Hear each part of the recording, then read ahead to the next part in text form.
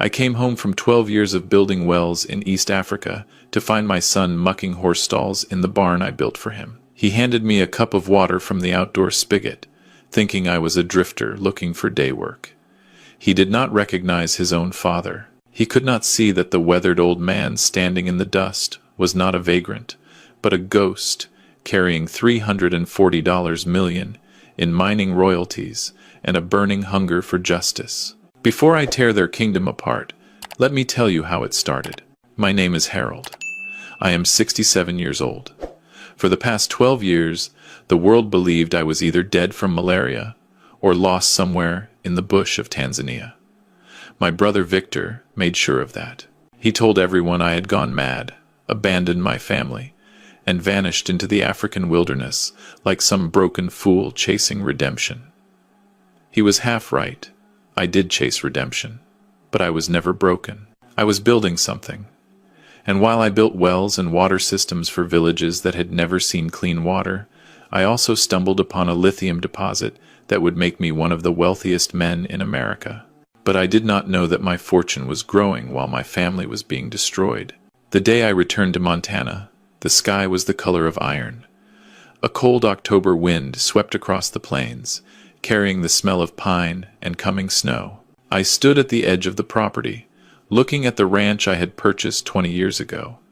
It was 3,000 acres of prime land, nestled against the Absaroka Mountains. I had paid $3.2 million cash back when I was still a successful civil engineer with government contracts. I bought this ranch for my son Nathan to give him a legacy, to give his future children a home that would last generations. The main house was different now. Someone had added a ridiculous fountain in the front. There were luxury cars parked in the circular driveway.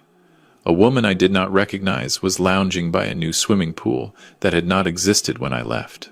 I adjusted my dusty hat. My clothes were deliberately worn. My beard was long and gray. I looked exactly like what I wanted them to see. A wandering old man, perhaps a former ranch hand, looking for work.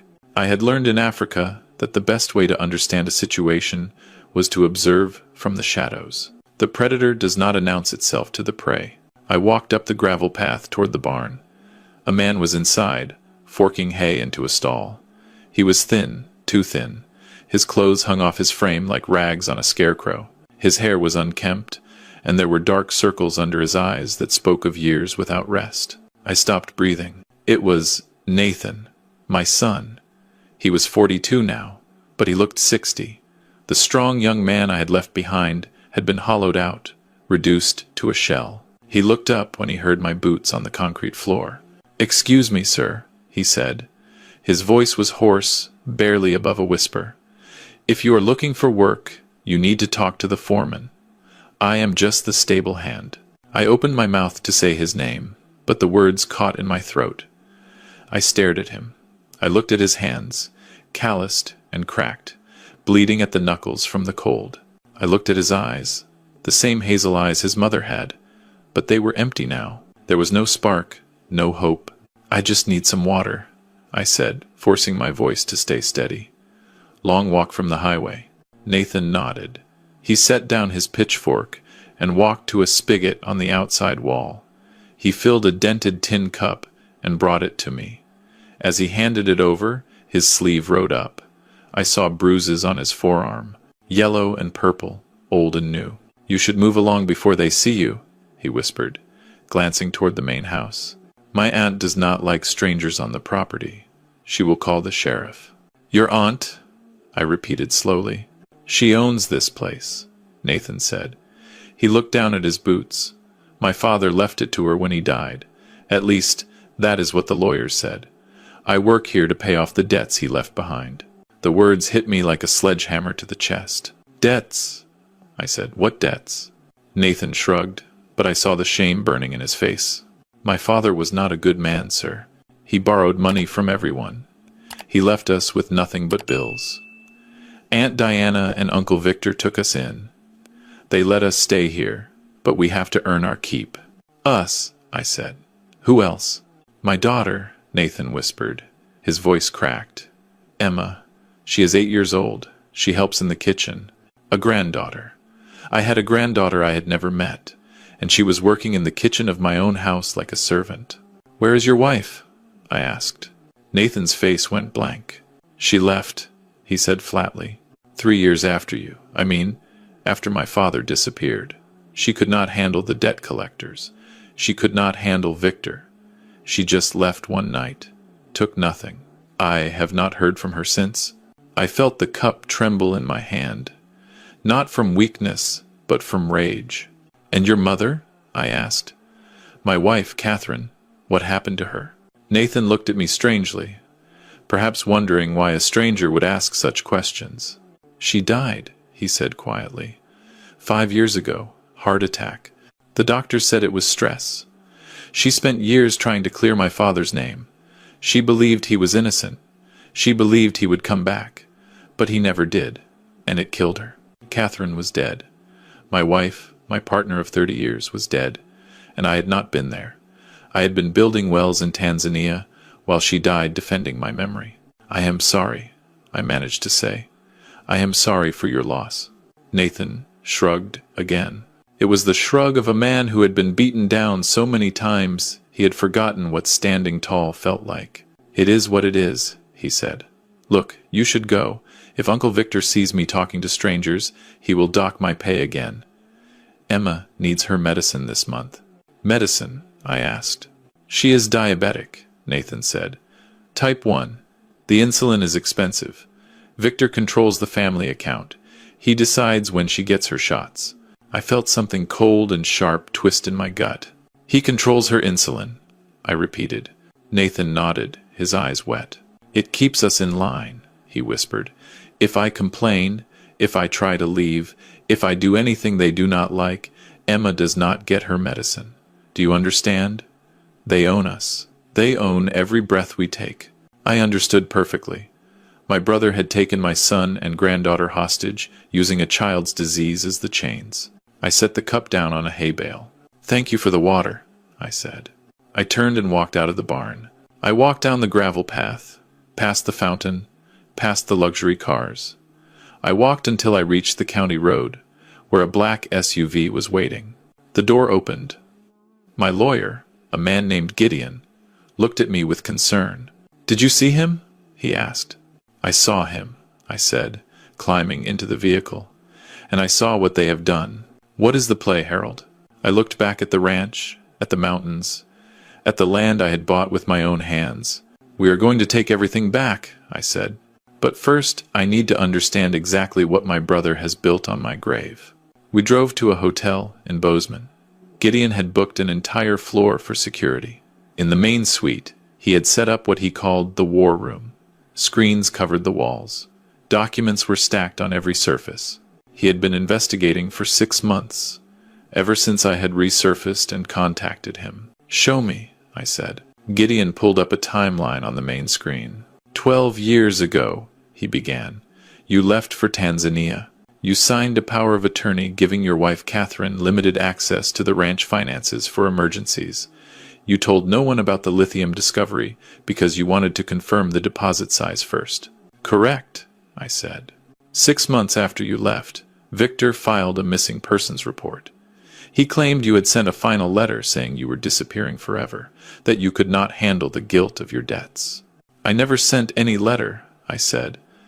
"I sent letters to Catherine every month." Gideon nodded grimly. "We found them. Victor intercepted every piece of mail that came to the ranch. Catherine never received your letters. She never knew you were writing. She thought you had abandoned her." I closed my eyes. I imagined my wife, alone, waiting for a word from me, believing I had left her. 2 years after you disappeared, Victor petitioned the court.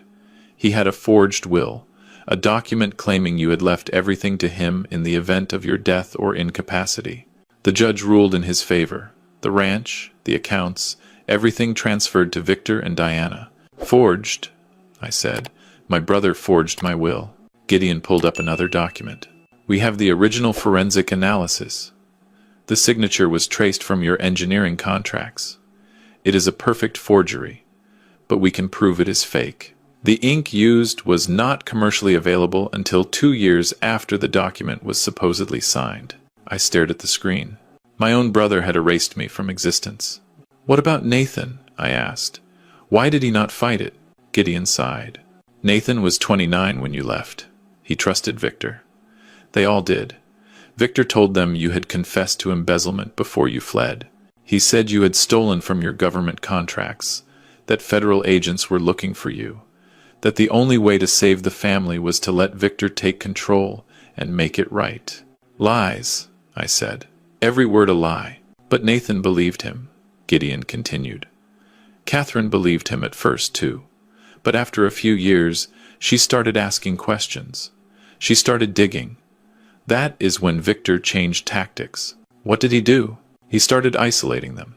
He moved Nathan and Catherine out of the main house into the foreman's cottage, then later into the bunkhouse. He gave them work to do around the ranch, said it was their contribution. Slowly, over years, they went from family to staff to servants. Gideon clicked to a new screen. Financial records. Victor has been siphoning money from the ranch for a decade. He sold off 2,000 acres of your land for $4.5 million. He mortgaged the rest for another $2 million. He has accounts in the Caymans that we have traced but cannot touch yet. And my lithium deposit? I asked. Gideon smiled grimly. That is the beautiful part. Victor does not know it exists. The deposit is on a parcel you bought separately under a holding company name. He never found the paperwork. He does not know he is sitting next to a $400 million mountain. I sat back in my chair. So my brother stole my ranch, forged my will, enslaved my son, and is using my granddaughter's life as leverage to keep them compliant. That is the summary. Yes, Gideon said. I thought about Catherine dying alone, believing I had abandoned her.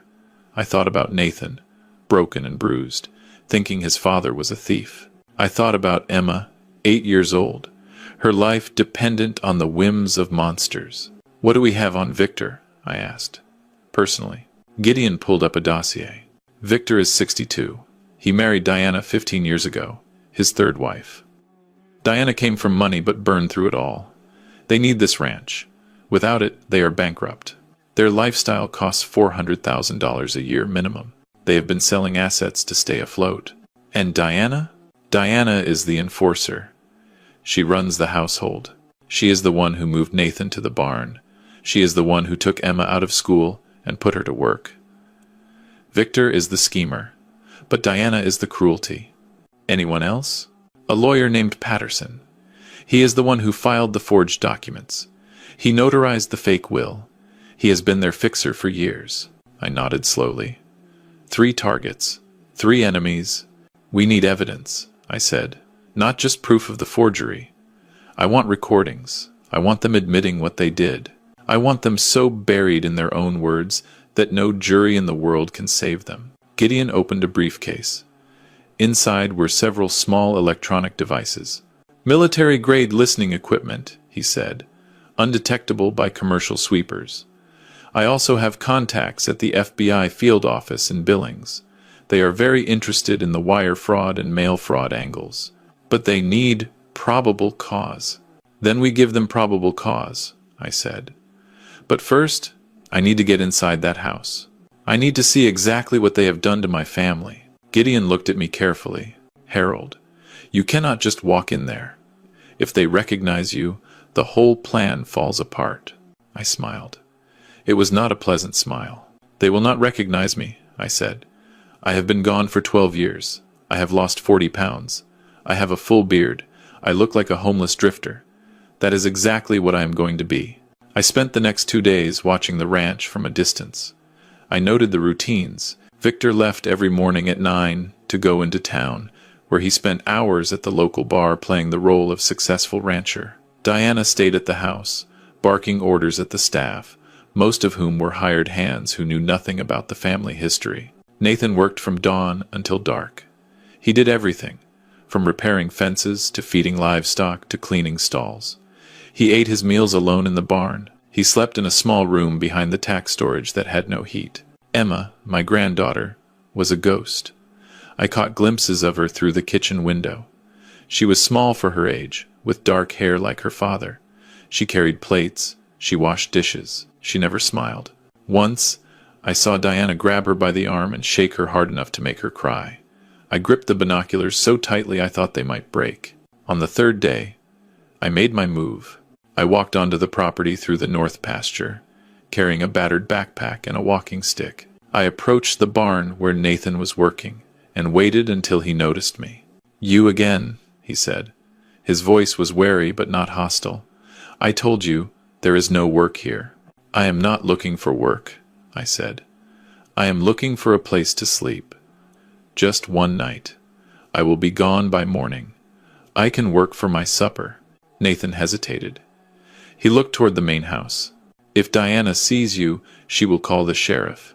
She had a man arrested last month for trespassing." "I will stay out of sight," I said. "I can sleep in the woods. Just a little food is all I ask." Nathan's expression softened. I could see the kindness that still lived in him, buried under years of abuse. "Wait here," he said. He disappeared into the barn and returned with a paper bag containing a sandwich and an apple. "This is my dinner," he said, handing it to me. "But you look like you need it more." I took the bag. My hands were shaking. "You are a good man," I said. "Your father would be proud." Nathan flinched as if I had struck him. "My father was a thief," he said quietly, "and a coward. He left us with nothing." "Maybe," I said, holding his gaze. "Or maybe you do not have the whole story." Before he could respond, a voice shattered the moment. "Nathan, who is that?" Diana was marching across the yard, her designer boots crunching on the gravel. She was 55, with a face that had been lifted and pulled so many times it looked like a mask. Her eyes were small and sharp, like a hawk scanning for prey. "Nobody, Aunt Diana," Nathan said quickly. "Just a drifter. He is leaving." "A drifter," Diana repeated, looking at me with undisguised contempt. "On my property, eating my food." I bowed my head, playing the part. "I apologize, ma'am. I meant no harm. Your nephew was just showing Christian charity." Diana laughed. It was a sound like breaking glass. "Christian charity." She looked at Nathan. "Did you give this vagrant your dinner?" Nathan said nothing. His silence was answer enough. Diana slapped him across the face. The sound echoed off the barn walls. "Idiot," she spat. "You do not have enough food for yourself, and you give it to trash?" She turned to me. "Get off my land. Now. Before I have you arrested." I looked at Nathan. He was holding his cheek, his eyes on the ground. He did not fight back. He did not even look surprised. This was normal for him. This was his life. "I will go," I said softly. "But I will remember your hospitality." I walked away, but I did not go far. I circled around to the tree line and found a position where I could watch the house. I waited until dark. Then I made my move. The security system was laughable. Victor had spent money on show, not substance. I disabled the backdoor sensor with a simple bypass and slipped into the house through the mudroom. The interior was everything I expected. Diana had redecorated with expensive bad taste. Gold fixtures, crystal chandeliers, velvet furniture that looked like it belonged in a casino. This was my home, the home I had built for Catherine and Nathan, and they had turned it into a monument to greed. I moved silently through the rooms, planting listening devices as I went. One in the study behind a portrait of Diana, one in the kitchen under the island, one in the master bedroom behind the headboard. I was about to leave when I heard a sound. It was crying. Soft, muffled crying, coming from the basement stairs. I followed the sound.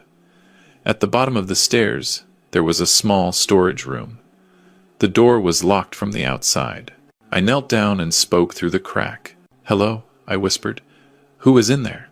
The crying stopped. "Who are you?" a small voice asked.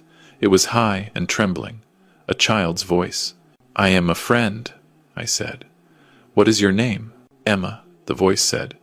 "My name is Emma." My heart shattered into 1,000 pieces. "Why are you locked in here, Emma?" "I broke a plate," she said.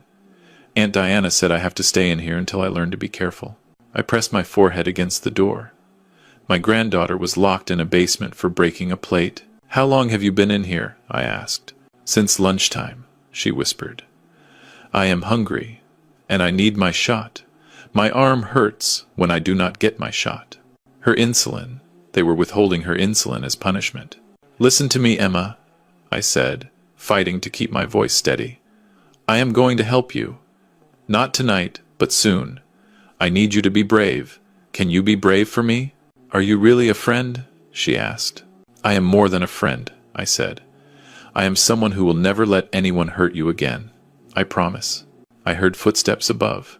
Diana was coming downstairs. I have to go, I whispered. But I will come back. I promise.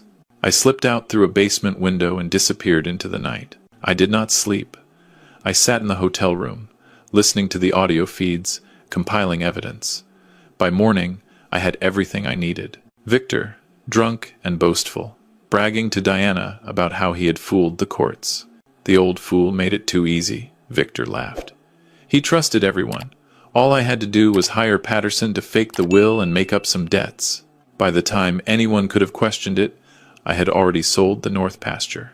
And the boy believes it all, Diana added. He thinks his father was a criminal. He will work himself to death trying to pay off imaginary debts. What about the girl? Victor asked. She is leverage, Diana said coldly. As long as we control her medicine, Nathan will never leave. He will never question us. He will be our slave forever. I turned off the recording. I had heard enough. Gideon, I said into the phone, contact the FBI. Tell them we have wire fraud, mail fraud, forgery, and child endangerment. Tell them I want arrest warrants, ready within 48 hours. What about the property? Gideon asked. I have a plan for that, I said. Victor wants to sell the remaining land to pay his debts. He has been looking for a buyer. I know, Gideon said. He listed it last month, asking $6 million for 1,000 acres. Make an offer, I said. $8 million. Cash. Fast close. No inspections. Harold, that is your land. You are buying your own property. I am buying their greed, I said, and I am going to use it to bury them. 48 hours later, I walked into the conference room at Drummond & Associates, the most prestigious law firm in Montana. I was no longer dressed as a vagrant. I wore a hand-tailored suit from London. My beard was trimmed. My posture was straight. I looked exactly like what I was, a very wealthy man with very serious intentions. Victor and Diana were already seated at the table. They looked nervous, but excited. The $8 million offer had made them giddy. They could not believe their luck. A lawyer named Patterson sat next to them, the same Patterson who had forged my will. He looked sleek and confident, completely unaware that he was sitting in his own coffin. Nathan was there too. They had brought him as a prop, forced to wear a cheap suit and sit in the corner like a servant waiting for orders. He did not look at me. He did not recognize me. But there was one more chair, a small chair next to Nathan, and in it sat Emma. My granddaughter was wearing a dress that was too big for her. Her hair was pulled back severely. She looked tired and scared.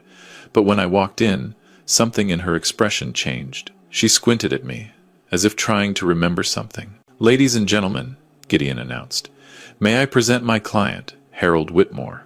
The name meant nothing to Victor. He stood up with a salesman's smile, extending his hand. Mr. Whitmore, he said smoothly, it is a pleasure. I hope we can conclude this transaction quickly.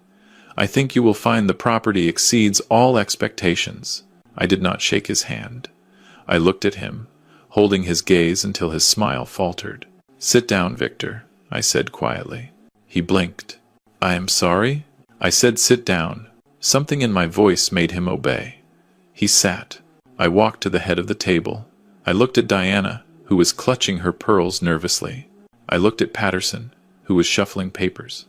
I looked at Nathan, whose eyes were fixed on the table. And I looked at Emma, who was still staring at me with that strange expression.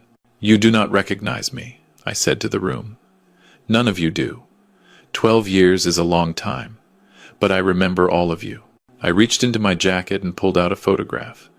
It was an old picture of me, Catherine, and Nathan, taken at this very ranch on the day I bought it. I slid it across the table. Victor picked it up. His face went white. No, he whispered. This is impossible. You are dead. You are supposed to be dead. I died when you decided I should die, I said. But death did not agree. Diana stood up, her chair screeching against the floor. This is fraud, she shrieked. This man is an impostor.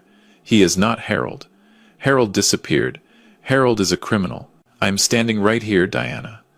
The same Harold who paid $3.2 million for this ranch. The same Harold whose signature you forged. The same Harold whose son you turned into a slave. I looked at Nathan. He was frozen, his mouth open, his eyes wet. Nathan, I said softly, look at me. Really look at me. He raised his head. He stared at me. And then I saw it. The moment recognition hit him like lightning. Dad, he breathed. Hello, son. Nathan stood up so fast his chair fell over. He took a step toward me, then stopped, uncertain. They said you stole money? They said you abandoned us. They said Mom died because of you. They lied, I said. I have the proof. I signaled to Gideon. He pressed a button, and the speakers in the room crackled to life. Victor's voice filled the room, drunken, boastful. The old fool made it too easy. All I had to do was hire Patterson to fake the will and make up some debts. Victor lurched to his feet. That is doctored, he shouted. That is fake. You cannot record private conversations. I can when those conversations constitute evidence of a crime, I said. Wire fraud, mail fraud, forgery, and there is more. I pressed another button. Diana's voice this time. She is leverage. As long as we control her medicine, Nathan will never leave.